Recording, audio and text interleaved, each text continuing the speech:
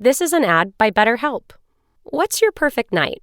Maybe you're settled at home alone or with loved ones, covered in blankets, about to watch your favorite show.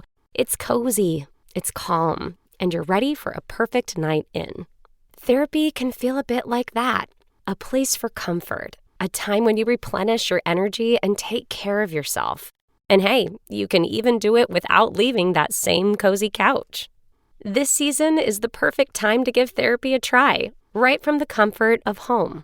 With BetterHelp, get matched with a tailored therapist based on your needs and preferences entirely online, designed to be convenient, flexible, and suited to your schedule. Just fill out a brief questionnaire to get matched with a therapist and switch therapists at any time for no additional charge. Find comfort this season with BetterHelp. Visit BetterHelp.com today to get 10% off your first month. That's BetterHelp, HELP.com. 12 o'clock on a border battle Thursday, and as the regulars continue to sit this one out in the most important football week of the season, we backups are happy to sit in their chairs. Common man out today. I am affectionately known as the head cheese. Dave Sinykin sitting in the chair today for the next 3 hours, joined by fellow cheese-loving human Brett Blakemore. What's up, sir? Isn't it great to be here on a border battle? I love it. Can't wait. Here's what's crazy for me.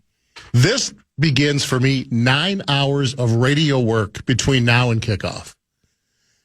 That's absurd. I don't have enough to say. Those of you listening now, congrats, because you got me now. By the time, well, even in the zone rolls around, I'm going to pretty much be talked out, certainly by Packer Preview on Sunday. But I'll make it work. I'm thrilled to be here. I'm thrilled to get all this time to talk about what's going to be just an epic border battle on Sunday, with so much for the Vikings to play for and certainly a lot for the Pack to play for. And whenever I sit in this chair noon to 3, I always take this job to heart. I do no prep. I do no homework. My yellow pad's basically blank because I have to honor the common man, Dan Cole. Did you swing the clubs today? I should have. No, that would have been. Yeah, I did not. If only I had like a simulator in my basement, but that does not exist in the homestead. The reason I have 9 hours, I am filling in Milwaukee tomorrow morning, so I get to actually do the green and gold side of the equation for our iHeart sister station, 97.3 The Game. For those of you early risers who want to listen in, 6A to 9A on your iHeart app, 97.3 The Game. And in the zone Saturday, Packer Preview Sunday. It's enough time. It's plenty of time. There's so much to break down and get excited about because, have we ever seen this? There've probably been more consequential matchups. And again, being here noon to 3, I didn't feel compelled to do homework and these are the 5 greatest border battles of importance over the last 20 years. I didn't do that. I'm assuming one of the local scribes will do something like that. Clearly more on the line for the Vikes. Win out, you're the 1 seed. That's just insane, right? Thank you, Washington Commanders, for knocking out Philly and basically ending their chances. And now it's all in front of the purple. Just win these 2 games. It's not just. These are 2 very good teams. We've got 2 13-win teams in the Vikings and Lions entering Week 17 without the division lead. That's never happened in the NFL. No 13-plus win team has ever gone into this weekend not leading their own division. And Green Bay is obviously looking up a couple games to those 2 with just a mere 11 wins through 15. So basically, this will be a 3-hour border battle. We'll dive into some Wolves and we'll touch onto some Christmas and some other stuff. But we do have a couple guests lined up. We'll give you the lowdown. Bottom of the hour, about 12:35. A Vikings beat reporter Dane Mizutani joins from the Pioneer Press on his way to practice. We'll get his thoughts from the purple side of things as we approach game time on Sunday. The teams will be back practicing today. Tomorrow, we'll get much more, obviously, information on any injured players here in the next couple days. That's the one bit of information we're not totally clear on, and we probably won't know much until after practice for both teams today. Dane joins at 12:35, and then in the 2 o'clock hour, about 2:30 or so, Chart's going to come on with us. I want to chat a little fantasy with him. We are right in the middle of Fantasy Championship weekend, 2 games already in the books, another one tonight. So you're going to enter Sunday if you're in your title game with 3 games already played, and you might already have a big lead or a big hole to climb out of. And Charch will chat about that, and as well as his guillotine playoff stuff. And obviously we'll dive into Vikings Pack with Charch at 2:35. I will join him and PA tomorrow at Buffalo Wild Wings in Plymouth. I have not yet been given the time for my appearance, but I would not ever pass that up. One of my favorite activities as a fan, host / personality is walking into Buffalo Wild Wings to the cascade of booze as if I were the bad guy in the wrestling ring. It's the greatest feeling. And it's been fun because my son Jackson a time or two has come and watched and gotten to boo along with everybody, which is always heartwarming for me. Jackson's out. He's visiting his girlfriend right now, so he will not be there. But I'll look forward to that tomorrow with Paul and Paul as we bat it around, as we talk about the big border battle on Sunday. So Dane Mizutani at 12:35, Charch at 2:35 or so. How was your Christmas, Mr. Blakemore? I know you were down in Iowa. Yeah, fresh off the road. I literally got off 35 probably an hour ago to get up here. So was listening to Power Trip and Alec Lewis do a great job on the way up. It was great. You're such a company guy. I know. That's why I was listening. Well, I was also listening on the iHeartRadio app, and it's absolutely free, by the way. The new iHeartRadio app's coming out next year. It was great. I did absolutely nothing. Made a couple cameos at some high school friends' Christmas parties to say hi.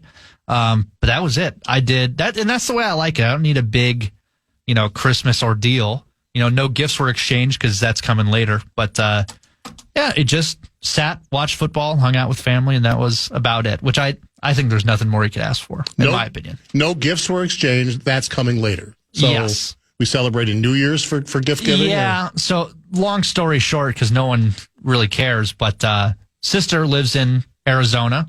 So after the the Viking game this Sunday, we're flying down, and that will be like our kind of family Christmas down there. Oh, fantastic. So yeah. So you ought to bring your golf clubs as long as you're heading to Arizona. Oh, let me tell you. They're coming? They're coming. We've got a check bag, and let's just say 2 tee times are already scheduled. You ever ship your bags in advance? I don't, because it's like it could be more convenience, but I just like the knowing that they're with me and the check bag.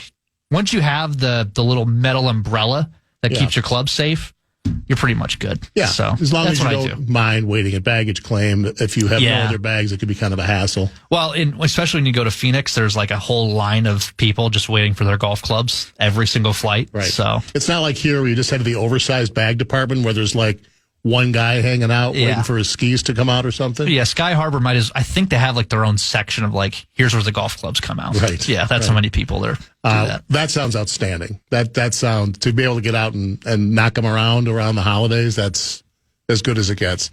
Because it's just the two of us, we have a couple guests, as we said, but we will be very, we'd love to have the text line just light up. It already is. I got one text that came in with about 100 skulls, and that's all it was. So it's going to be that kind of day. But we'd love to read text today at the Bradshaw and Bryan KFAN text line 64686.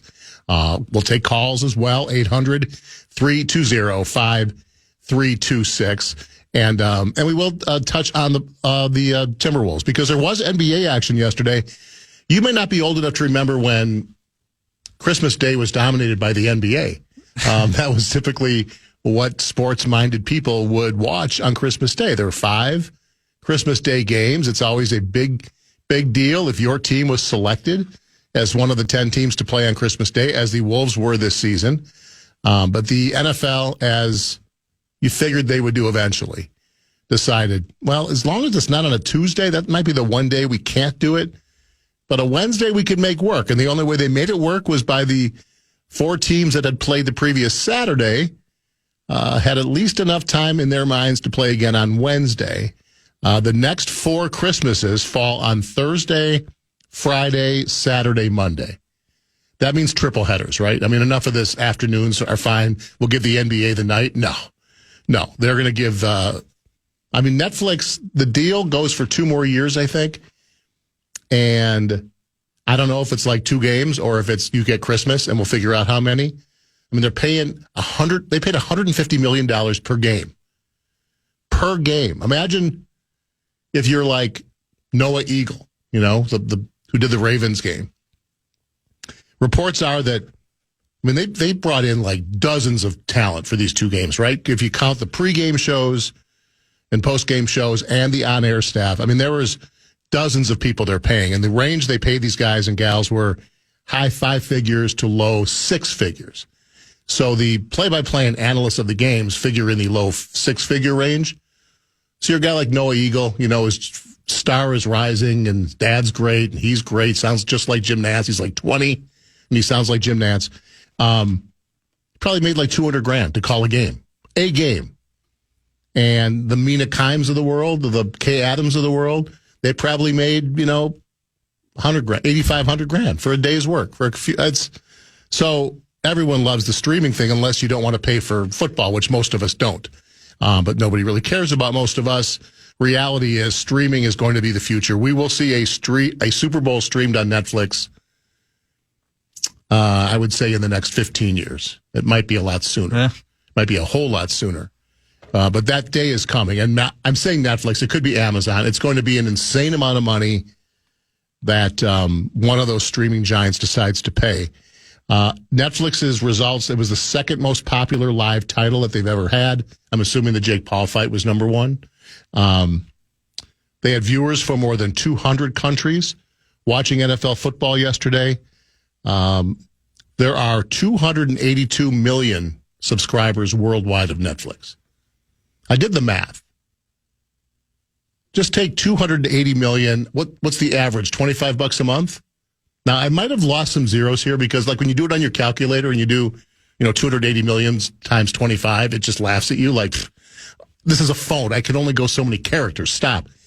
But I think it's like $7 billion a month, that is, from subscriber fees. $7 billion a month. $84 billion a year just on subscriber fees. Yet they still want to add advertising because naturally. They say that 1/3 of all of their subscribers tuned into some football yesterday. Think about that.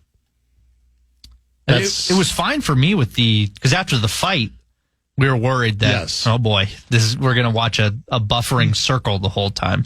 I didn't have any problems watching football. I did not either. So they figured something out. It sounds like there were a couple that maybe, there's always going to be some people that have some issues. But compared to what happened in the Jake Paul Tyson fight, it was insubstantial. I guess I didn't see the very beginning. There was no sound when Kay Adams started for like 20 seconds. There were a couple little glitches early. But they farmed this out to CBS as far as the production goes. And it sounded, that showed, it looked like a regular broadcast. And I thought the early team of Ian Eagle, Nate Burleson, and J.J. Watt were really good. That was a really fun team together. And, J.J.'s doing his brother's game, and so you wonder, well, this is not going to be fair. He's not going to sound like he doesn't care about who wins this game, but he was fine. He was very good. I thought the talent was really good. It felt like I was watching it anywhere, and I guess that's what you want if you're paying for this stuff and you expect to get it for free. Did not watch Beyonce at halftime. Did you catch the Beyonce? No, I didn't. I switched to Hard Knocks. I hadn't watched Hard Knocks, so I watched the first 20, 25 minutes of Tuesday's Hard Knocks and passed on the Beyonce thing.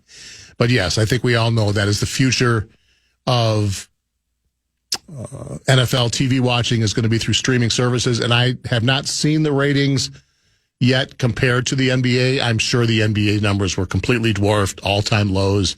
And it's a shame because if you just look at from a sports fan, if you love, like for me, I love football and basketball. Those are my 2 sports.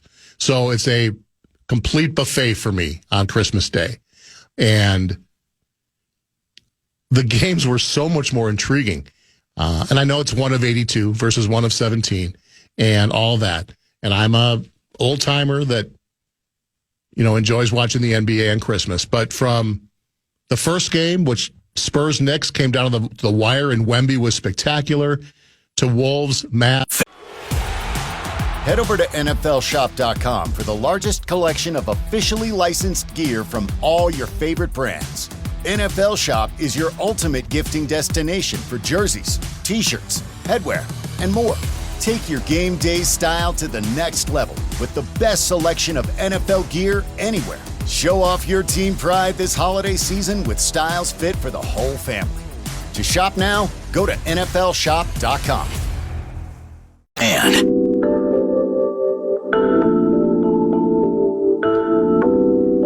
Hey, Rubes, this football season, Bell Bank is giving one KFAN listener each week $1,000 to pay it forward to a charity of their choice. Just head over to KFAN.com keyword contest to learn more and enter today at KFAN.com keyword contest.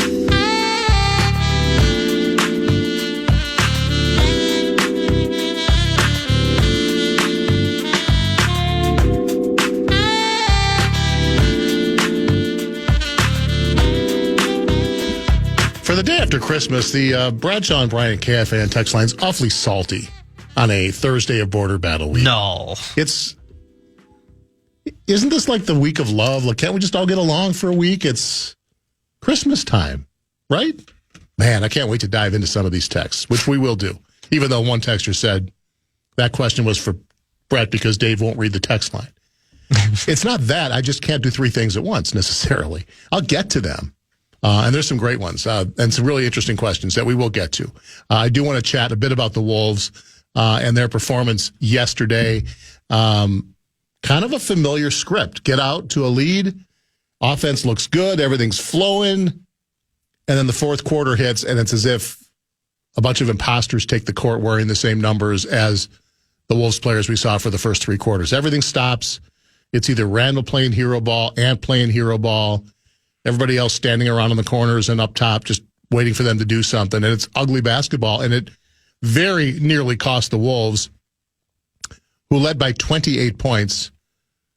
It was like 90-62 at one point. And they let Kyrie do Kyrie things. He ended with 39, 15 in the fourth quarter. And the Wolves escaped. Thankfully for them, Luka left in I think it was the second quarter with a calf strain. So he was done for the day, and he was brilliant early. They're very concerned about the Luka calf injury. He exited the game on crutches. They expect him to be out for an extended time. We all know what calves can be like. We saw Cat deal with it for a long time. There are all different grades of calf strains, and they sound very concerned about Luka's at this point. So that'll be something to monitor. But it's just painful to watch this team in fourth quarters right now. And I think the most ironic moment of the game, I'm sure it's been talked about on the Fan today, was the challenge. Late in the game, they've cut the lead to, 5, 6 points. And the Wolves challenge a call because it looked like it went out on the Mavs. And it did go out on the Mavs. But they decided that McDaniels fouled Kyrie Irving, causing it to go off. And that's the new rule, thanks to McDaniels and Irving in the playoffs last year when the Wolves got screwed because they couldn't do that back then. You can challenge, but if they missed a foul, sorry, we can't call the foul because we didn't see the foul. But, yeah, it did go off on you guys, so it's Dallas ball. Now they changed the rule, and, of course, the same two players are affected, the same two teams are affected, and it goes against the Wolves again. Instead of Wolves getting the ball out of bounds, it's 2 free throws for Kyrie. I mean, it was a 2-point game at the end, and I think Kyrie shot a 3 to take the lead, missed. Moments later, Clay shot a 3 in a one-possession game and missed. Ant got a layup, a couple free throws, and the Wolves salted away. But it was a furious comeback by Dallas and another fourth quarter implosion offensively and defensively for your Timberwolves, who do get the road win in Dallas. They stay above 500 at 15-14, and will head to Houston tomorrow night for a game against a Rockets team that's playing at a very high level. We knew this was going to be a difficult week at Atlanta, at Dallas, at Houston. You want to salvage at least one, maybe you steal 2, and they can still accomplish that if they can make the comeback or the follow-up in Houston tomorrow. Actually, a pretty good day for Randall, as difficult as he can be to watch. He was efficient, only took 13 shots, scored 23 points, almost a triple-double, 10 rebounds, 8 assists. And all the reporting, they're still figuring it out, how to play together, all that. Ant is really hard to watch right now in the fourth quarter of games. It's like he's just not sure what he is supposed to do. And he feels like he has to do everything sometimes. And turnovers happen. Shots that just don't make sense happen.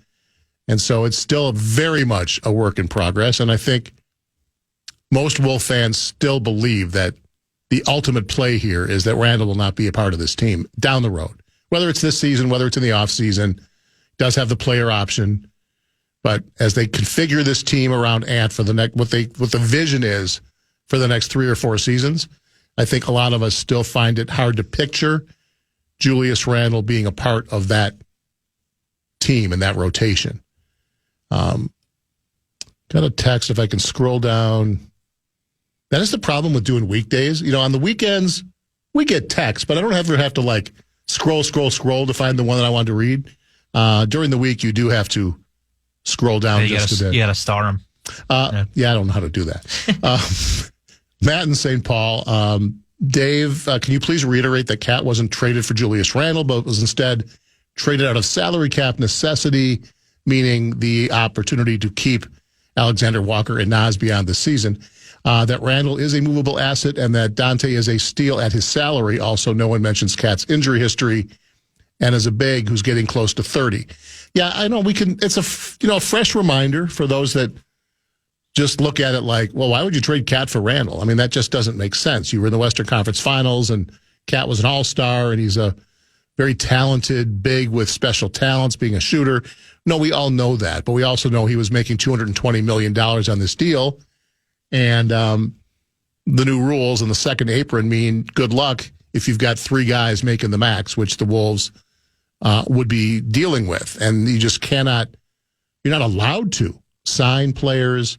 It can affect your draft. They could just drop in. Now, the Wolves don't have draft picks, but they can move you out of the draft down to the bottom if you're at that level. There's all kinds of penalties. And so, again, I sort of hammer that in Connolly. I trust. I still believe he's a really good team builder, and I don't think he's made his last move yet. So we're going to sort of wait and see. It's not a great year not to have your number 1 pick, though. You know, Utah is probably loving the 15-14 record because it's supposed to be a really deep draft, and the Wolves don't have their pick. I mean, let's be honest. If they had their pick and they made it, would they ever play the guy? Because they had 2 number 1 picks this past year. One, they traded up to pick 8th, and he can't find the court just yet. And I'm being a bit snarky. He's 19, and he's still figuring it out. And I still think by March, we'll see a lot more Rob Dillingham than we're seeing now. And that might be out of necessity because Mike Conley has sort of been up and down and maybe really close to hitting that wall at 38, which is certainly understandable. And there's not much behind him there. That's an issue, right? Now, Dante, I don't think, is a prototypical point guard.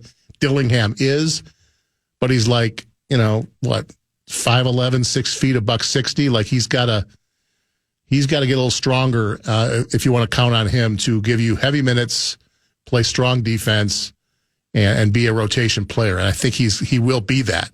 But we'd all like to see just bits and pieces of him, right? Just change things up. Finchie's so locked into his 8 guys, and that this guy's got to get between 30 and 38 minutes and so forth. And sometimes when things aren't going well, just roll the dice, shake it up, throw some different combinations out there and see what you got. Maybe we'll see more of that as things go along. But it was kind of a glass half full Wolves game. It looks so fun early, but we're sort of conditioned now to say, well, that's not going to last. We know how this game is played out. Fourth quarter is going to be an adventure. And it was. And that's still a good win, though. Even Luka going out, it's a good win. It's a good place to get a win, especially after what the Mavericks did to the Wolves last year in the playoffs. It was nice to see. So we got the W. As I said, for me, a very entertaining day of basketball, though very few people probably watched throughout the day with the NFL competing with them. All right, we'll come back. We'll talk some Vikings with Dane Mizutani of the Pioneer Press. He's heading to practice in about an hour. We'll catch up with him, his thoughts on the state of the purple and the looming border battle, and then lots of time to answer texts, take calls, talk Packers, Vikings between now and 3 o'clock. Charts joins in a couple hours as well. Sinykin in for Common on the Fan. Head over to NFLshop.com for the largest collection of officially licensed gear from all your favorite brands. NFL Shop is your ultimate gifting destination for jerseys, t-shirts, headwear, and more. Take your game day style to the next level with the best selection of NFL gear anywhere. Show off your team pride this holiday season with styles fit for the whole family. To shop now, go to NFLshop.com. Join the Power Trip Zach Halverson for a World Juniors watch party. Drop into Tom Reed's Hockey City Pub Saturday, January 4th at 2:30 to catch the third place game with Halvey. We'll have free appetizers during the first period, drink specials, and tons of prizes, including tickets for next year's World Juniors and a signed Lou Nanny jersey. Full details, KFAN.com, keyword calendar.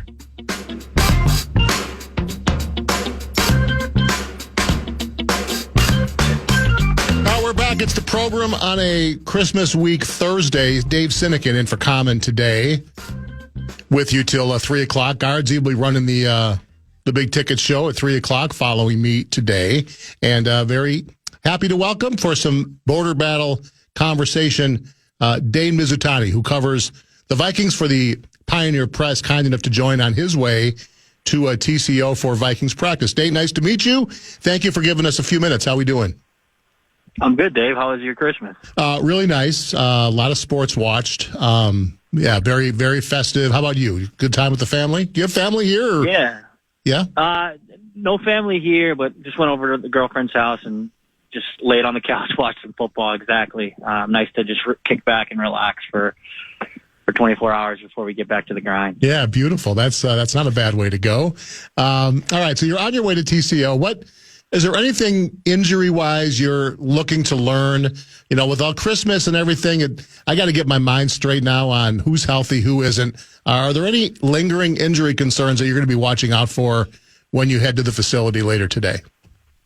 Yeah, Harrison Smith just missed the game last week, but we talking to Kevin O'Connell over, I think it was Tuesday or Wednesday now, I think it sounds like he's going to play, but he was listed as a did not participate yesterday on the injury report. It was more of a walkthrough, so it was more of an estimation. But he's someone I'm keeping an eye on. Is he going to be a full participant today? Is he going to be a limited participant today? Certainly the Vikings want to have Harrison Smith in the fold going up against the Packers. And then Ivan Pace Jr., he's been on injured reserve, kind of a speed demon linebacker, sideline to sideline, plays really physical. He's been on injured reserve, but I think there's a chance he's ready to turn over and be activated for Sunday. So those are a couple names, both on the defensive side of the ball. I think the Vikings would gladly welcome back into the lineup ahead of this matchup. Oh, yeah, for sure. I mean, obviously Harrison Smith goes without saying. He'll be in Canton someday, but the defense is so much better when Pace is out there, because if you look at, the two teams defensively, they're both top 10 in most categories. I think the Vikings are better in the red zone than Green Bay, but otherwise, they're both top 10 against the run. Green Bay's better against the pass, but, that might be because the Vikes are leading more and teams throw more, all that stuff. But the Vikes have not been great and been one of the bottom teams as far as giving up explosive plays of 16 yards or more. Only the Ravens have allowed more passes of 16 yards or more. But when Pace is out there, that changes everything. They are much better that way. So I think when you play a Green Bay team that's scored 30-plus points in 5 straight games. We don't know Christian Watson's availability, but he is the big play guy. And if he's out there and Pace is out there, then it's a kind of good against good. And I think that makes for a really interesting thing to watch on Sunday. Yeah, I think you're right. And I think with Ivan Pace, his physicality in the run game is obviously something that I think he hangs his hat on. But you mentioned the explosive plays. A lot of the reason the Vikings give those up is because they're willing to blitz, kind of live by the sword, die by the sword thing. Ivan Pace is an elite blitzer, up the middle, off the edge. Wherever you send him, he's just going to kind of see ball, get ball. So when you add a guy like that back in the mix, maybe it makes Jordan Love take an extra second.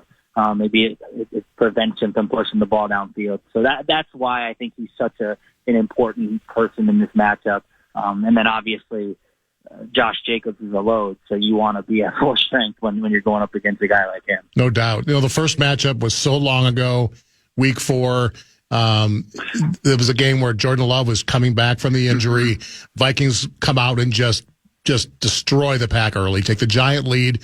Packers come back furiously to make it look respectable, but it was a long time ago, and both teams are really different. Do you think, I'm thinking more on the defensive side in particular when I ask this, do you think Flores and the staff looks at that game at all about what works so well, or since Love and this Packers offense has evolved into such a different beast since week 4, do you think there's not much to glean from the first matchup? I think you can look at elements of that, probably more later in the game when they started to get gashed. What was working well for the Packers? What do we need to clean up for the Vikings on that side of the ball? So I think it's probably looking more at the latter portion of the game if you're the Vikings, if you're Brian Flores, rather than, but this is what was working when we were dominating. That seems pretty unsustainable. It was in that game. And then obviously, like you said, Jordan Love is way healthier, way back into a rhythm compared to what he was coming off that knee sprain. The running game looks completely different in terms of just, the motion pre-snap, kind of the eye candy. Seems like Green Bay's really found an identity in that sense, that portion of the game. So I don't think the Vikings are going to be spending too much time on that early portion of the game where they just went up by 3 scores and it looked like it was going to be a runaway. But I could see them kind of really drilling down when they started to hemorrhage yards. What do we need to kind of fix? Because I think it's going to be more towards that nature of the game rather than just playing from ahead. Didn't see much Dallas Turner back then. He's starting to show why he was coveted so highly in the draft this past spring. And obviously with Grenard and Van Ginkel and the play the Vikings have gotten, he sort of had to wait his turn. But he's starting to flash a little bit, isn't he? Do you see the defense starting to add some more snaps to his plate as he gets more comfortable? And again, the guys in front of him are playing at an all-pro level, but he is showing some athletic ability, whether it's special teams or on the defensive side of the ball. Yeah, this is a guy who I think at some point was always going to pop.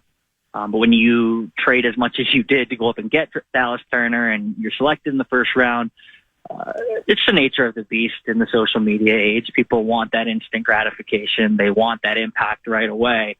So when your first round pick off the edge is not playing, I think there is a hesitation or a want to be like, well, what's going on? Is he not developing? The reason he wasn't playing is because he was developing. He was gaining all of these different tools to kind of put in his bag. And he was playing behind 2 elite pass rushers in itself. So he's kind of had to wait his turn, like you said, but I think that's probably helped him now understand, rush lanes, where to go, how to use leverage. And then also they're using him as a dropper in coverage sometimes too. Those are all things that are new to him. He did it a little bit at Alabama, but it's a different beast when you come into the NFL. So I think that slow playing of Dallas Turner's development, we're starting to see them reap rewards from that right now. And I think this big picture, looking at his career as a whole, he's going to be grateful for the fact that he wasn't just thrown in and told to, hey, go rush the passer off the edge. He can do that. He's always been able to do that. But I think they have a bigger picture in mind with Dallas Turner. And we're starting to see glimpses of it here, when he's seeing his snap count go up and up and up. We're talking with Dane Mizutani. He covers the Vikes for the Pioneer Press. Your most recent story is about Sam Darnold. You chronicled for you his top 5 plays of the season, and I just assumed that number 1 was going to be the touchdown pass to Jefferson in Seattle. You had that number 2. Why don't you tell our listeners what was number 1 for you and why you gave it top billing? Yeah, number 1 for me was just the moment on the sideline against the Falcons when he's grabbing the towel, he's waving it over his head, he's pumping up the crowd. And when I was putting the story together yesterday on Christmas, sitting on that couch watching the other games, my initial reaction was, well, heck yeah, it's got to be the throw against Seattle. That might have been the best play of his career. But when I kind of zoomed out and looked at it from a bird's eye view perspective, that moment sticks with me even more because it did proceed an incredible play where he scrambles around and throws a 52-yard touchdown to Justin Jefferson. So you saw the arm talent in that game too. But that moment on the sideline, this is a guy in Sam Darnold who a lot of people wrote off. People called him a bust. People said it's not going to work here. And he's kind of just put his head down and worked. And I thought that moment on the sideline where he's showing this emotion that he rarely shows, was just kind of a culmination for him, for the Vikings to take a chance on him, and kind of to see it all work in concert in that moment. It's probably something that's going to stick with me as long as I cover this team. Just a really cool moment on that field that day, and that's why it takes top billing for me. But certainly, I think the throw in Seattle was number 2, so that's right up there too. Just an incredible play last week. Yeah, no, I like it. I like that you kind of went off script with that one because you noticed something that most viewers may not have seen, and I thought that was pretty cool. You know, it wasn't that long ago we saw the offensive struggles against Jacksonville and Tennessee, and there were those lingering questions about turnovers. He really has sort of flipped a page. I don't know if it's confidence, it's being comfortable, or what it might be, but I know for Viking fans, there's a lot of scar tissue from the 13-win season a couple years ago and the quick playoff flameout. And I think everyone's just saying, well, we love everything about this team, but we don't know what our quarterback's going to do in a big spot, in a big moment when everything's on the line until you see him do it. You know, for Packer fans last year, with lower expectations, obviously, than the Vikings have right now, you know, you're going to go to Dallas, a place they haven't lost in a year, with a quarterback making his first playoff start in the row. We had no idea what to expect, and then we saw it, and now, you know, you have all these dreams. I think Viking fans now are probably starting to dream a little bit in light of seeing Darnold perform, not just the throw against Seattle, but some of the big plays he has made against Atlanta, as you mentioned, and other big-time moments against good competition where they're starting to feel like, you know what, maybe we shouldn't fear this because this guy feels like he's figuring it out right now. Yeah, I think that's a great point. It's happening in real time. You're seeing more people kind of hop on to that willingness to dream each week, and with each throw, he's doing things and he's playing the quarterback position at an elite level right now, and there's just no doubt about that. And the question, I think, all year with Sam Darnold is, well, how sustainable is this? Is this other shoe going to drop? Is this just a blip on the radar for him? And I think the fact that he keeps coming out and proving it week after week after week, you mentioned the turnovers, that's basically been eliminated from his game, and that was one of his biggest weaknesses throughout his career. All of it's kind of coming together in a way that I think it's starting to feel like, hey, maybe this is sustainable. Maybe this isn't just something that's going to go sideways at the wrong moment like it always seems to here in Minnesota. I think until it happens on a grand stage in the playoffs, like you said, I think there were questions about Jordan Love until that playoff performance, and he kind of answered all those. I think until Sam Darnold does it, whether it's in the first round, whether they win the next 2 games and get a bye and he does it in the divisional round, until he has that marquee performance in the playoffs, you're not going to get everyone on board, but I think you're seeing more and more people hop on. On the flip side of that, if it flames out in the playoffs, I think you'll see a ton of people hop off. But there's just no doubt about it right now. There are very few players in the NFL playing the quarterback position as well as Sam Darnold. Let's talk about the matchup this Sunday. It's 2 teams playing really good ball. Both teams, I mean, you could probably say there's 7 Super Bowl contenders right now, and these are 2 of them. And obviously we know the rivalry and the history and all of that. What do you think, from your perspective, the Vikings' biggest concern is with the Packers coming in? What do the Packers do that might give the Vikings some concern as they, either side of the ball, as they draw things up and get ready for this matchup? Well, I think on defense, they force turnovers at an extremely high rate, and that's something that obviously Sam Darnold has struggled with in the past. Just because he's kind of gotten that out of his game doesn't mean it's gone. Like, there are quarterbacks across the league who don't turn the ball over until they do. Like, it's right. just something that I think when you play a team who harps on it, focuses on it so much like the Packers do, like Jeff Hafley does, that's always going to be a concern, because turnovers, when you're the home team, they can just flip the script and hand all the momentum to the road team. So that's a concern of mine on the defensive side of the ball. I guess the Vikings offense going up against the Packers defense. But on the other side, I mean, this team has just run the ball so well, and Josh Jacobs is just in a groove right now. It seems like anytime he touches the ball, you feel like he's either going to take it to the house or just deliver punishment to whoever's coming to tackle him. And I know the Vikings stopped the run as well as anybody in the league.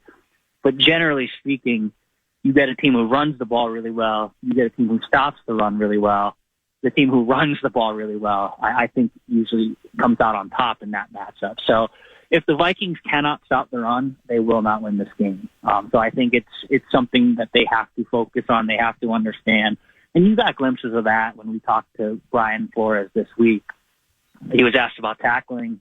He said, I think we've been a pretty good tackling team this year, but when we go up against Josh Jacobs, I really feel like I need to harp that even more this week. So there is, I think, an acute focus on let's make sure we take care of business in that element of the game, and not to take anything away from Jordan Love, because he's very, very talented and obviously can push the ball downfield. But I think if you're able to stop the run, it does make them a little bit more easy to contain on that side of the ball. Let's talk about the Vikings running game for a second. We know this game means a ton for Aaron Jones, and I don't think, because there's so much riding on this game, they're not going to game plan to make sure that Aaron Jones shows up as former. I think we're past all of that. But the two-headed attack now with Cam Akers getting more of a run and with Jones seeming to have put those fumble issues behind him, at least of late. Again, a guy that, like me, that has watched Aaron Jones and loved Aaron Jones his entire career, knows he was not necessarily a fumbler, but he tended to do it at the worst possible times. Playoffs, fourth quarters. So it's always in the back of your head a little bit. But I think by virtue of what we've seen the last couple games, that seems to be something that's not a real concern. I feel the same way about the Vikings. If they're able to run the football on Green Bay, that opens everything up. And the Packers have been much better against the run of late. From your perspective, having this two-headed attack now with Akers spelling Jones, that's been the formula, from his days in Green Bay. Having another guy to give him some time to get his legs fresh, I think is really important. How confident should Viking fans be that Jones and Akers will have success against the Packers' sort of resurgent run defense? Because, yes, Darnold's been great and the passing attack's great, but it's got to be balanced, and the Packers are going to focus on trying to shut down number 33. Yeah, I think after watching Aaron Jones last week and the week before even against the Bears, there should be some confidence there. But it's interesting to see Cam Akers get more carries. I was wondering at any point, earlier in this season when Aaron Jones' workload was really starting to get up there, as he was kind of navigating injury at the same time, I was wondering, they can't just keep handing him the ball. He's going to wear down. So it's been interesting to see Cam Akers kind of take on more of a role in this offense. He's not been extremely efficient in his carries, and he'll pop one every so often on Cam Akers, and he'll lose some yards on carries. But I think just simply getting him touches to spell Aaron Jones keeps number 33 fresh, and then that's something that the Vikings need. And then I think you're right when you say if the Vikings can establish the run game, I think they're really, really hard to stop. So if they can come out and punch the Packers in the mouth on the ground, I think they're going to try to do that. Obviously, they're going to push the ball downfield. It's what Kevin O'Connell loves to do. But he's talked a lot about play style. He's used that cliche play style this year, which basically just means being more physical than the other team. And I think they're going to try to exert that dominance early if they can. If they can do that, the Vikings, I think, are going to have the upper hand in the matchup. So it's kind of funny. It's mirroring teams kind of both peaking at the right moment, both hoping to be able to run the ball and hoping to be able to stop the run. So it just should be a really exciting matchup on Sunday. Last one for you. The line opened up Vikings -1.5. And as we've moved along and we opened up the newspaper today, the Packers are now favored by 1, which means, from my standpoint, that a lot of the pro money, which comes in early, hammered the Packers and moved that line the other way. Do you get any sense, is it a question that might be asked of KOC today or tomorrow? Wow, you guys are home underdogs with a 13-2 record against your rivals. Is that something you're going to put up on the chalkboard and just let the guys know? Is that something you or any of your compatriots might throw out there just to see what kind of response you get from good old KOC? We could try, but we've been trying that all year with them. Hey, this team is only projected to win 6.5 games. What do you have to say to the critics now? And the answer's always been, we're just going to focus on these people in this locker room. I think he's done a pretty good job, Kevin O'Connell, I'm talking about. He's done a pretty good job getting everyone to kind of buy into the nobody believed in us kind of dynamic without using it publicly as an affront. I think he has gotten people in that locker room to kind of just say, hey, it's us against the world. But it's not something they're coming out and banging the drum every week saying, no one believes in us now, look at us. They've been really, really intentional about keeping kind of their motivation kind of intrinsically within themselves. So if we throw that one out there today or tomorrow, I think we're going to talk to them. I think we know the answer we're going to get, but might try. You might as well try. Right? Can't hurt. So, yeah, absolutely. I think we'll maybe let him know. We'll see what he says. Yeah, I think that'd be really interesting. Dane Mizutani, really appreciate the time today. You're heading out to TCO for practice. Keep up the great work covering the purple. Enjoy the game Sunday and the rest of your holiday week. Thanks for the time, my friend. Thanks, Dave. Anytime. That's Dane Mizutani. Read his stuff at twincities.com. Covers the purple for the Pioneer Press. All right, we'll pause top of the hour. Let's break down the game. Let's chat about it. I got an open hour, open 90 minutes. We're going to answer texts. We'll take calls. Blakemore and I will bat around the border battle from our perspective on what we expect to see, what we think we're seeing, the state of our favorite team, all that fun stuff as we roll on. It's the Program on the Fan. You wake up, put on your Ray-Ban Meta glasses. You're living all in. You realize you need coffee. So you say, hey, Meta, how do I make a latte? Brew 2 shots of espresso. After Meta AI gets you caffeinated, you're ready for some beats. Hey, Meta, play hip-hop music. You head to meet some friends, but can't remember the place. Hey, Meta, call Eva. Ray-Ban Meta glasses, the next generation of AI glasses. Just say, hey, Meta, to harness the power of Meta AI. Shop now at meta.com/smartglasses.